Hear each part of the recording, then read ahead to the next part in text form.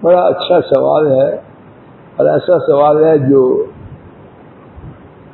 بہت سے ساتھیوں کو پیش آتا ہے۔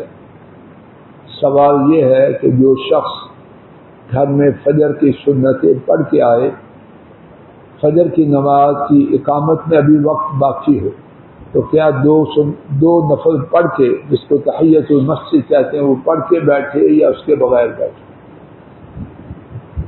اللہ پاک مجھے غلطی سے بچائے، میرے سامنے اس بارے میں دو باتیں ہیں۔ پہلی بات کہ مسجد میں جب بھی بیٹھیں، آئیں، وقت ہو تو تحیۃ المسجد پڑھ کے بیٹھیں۔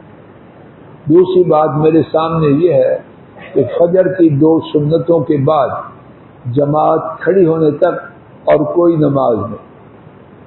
اب کیا کرے؟ میں اپنی رائے جو میری سمجھ میں آتی ہے عرض کرتا ہوں، اگر کسی کے پاس دلیل ہو تو میری رائے کو پھینکے، اس پر عمل کرے۔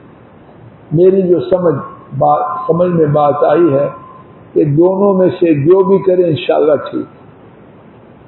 اگر 2 رکعت پڑھے آ کے تو اس نے تحیۃ المسجد پڑھی، اگر نہ پڑھے بیٹھ جائے تو فجر کی سنتوں کے بعد فردوں تک کوئی نماز نہیں۔ اب اس لیے میرا آج تک خیال یہ ہے، جو پڑھے مجھ میں یہ جرت نہیں اس کو کہوں نہ پڑھ، اور جو نہ پڑھے مجھ میں یہ جرت نہیں اس کو کہو پڑھے، کیونکہ میرے خیال میں دونوں طرف گنجائش ہے۔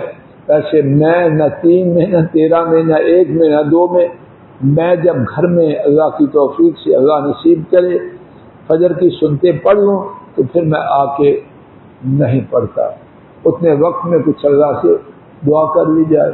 باہر کے اب دونوں میں سے جو طریقہ کسی کی سمجھ میں آئے، یہ نہیں کہ اب بے مہار ہے، کیونکہ دونوں طرف جہاں تک میرا علم ہے دلیل ملتی ہے، تو انشاءاللہ دونوں طرف دلیل ہے، جس پر بھی سہارا کرے امید ہے وہ انشاءاللہ غلطی سے مبرہ رہے گا۔ اللہ تعالیٰ بہتر